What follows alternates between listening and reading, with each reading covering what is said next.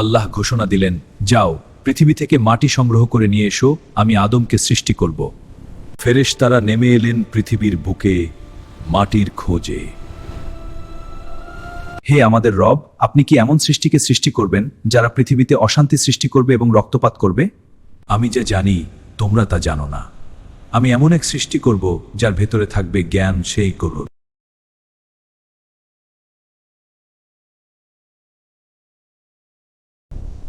আল্লাহ বললেন, আমি যা জানি তোমরা তা জানো না।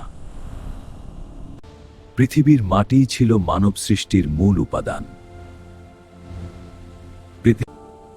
এই মাটির ভিন্নতাই ভবিষ্যতে মানুষের ভিন্ন রূপ হয়ে উঠবে।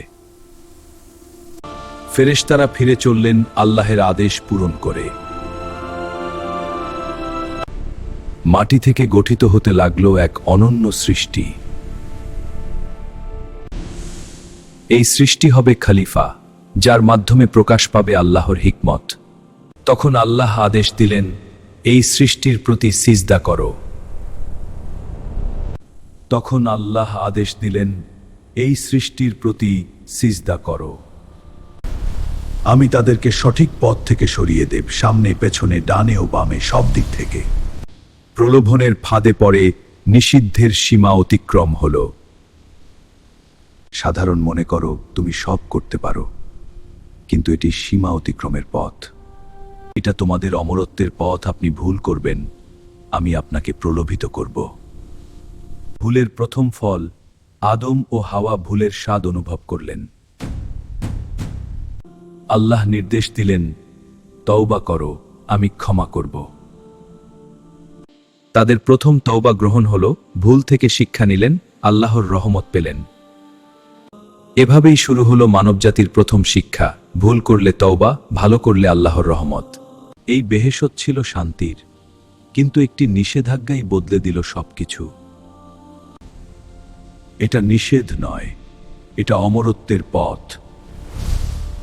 ভুল হয়ে গেছে, আর সেই ভুলের ভার ছিল আকাশসম। এই ছিল মানুষের পৃথিবীতে আগমনের শুরু। ভুলের পরও আল্লাহর রহমতের দরজা বন্ধ হয়নি।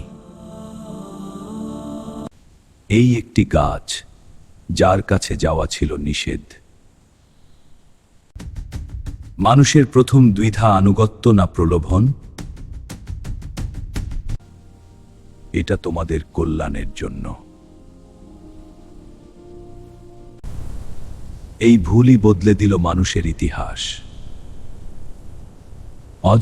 বেহেশত ছেড়ে শুরু হলো মানুষের নতুন অধ্যায়।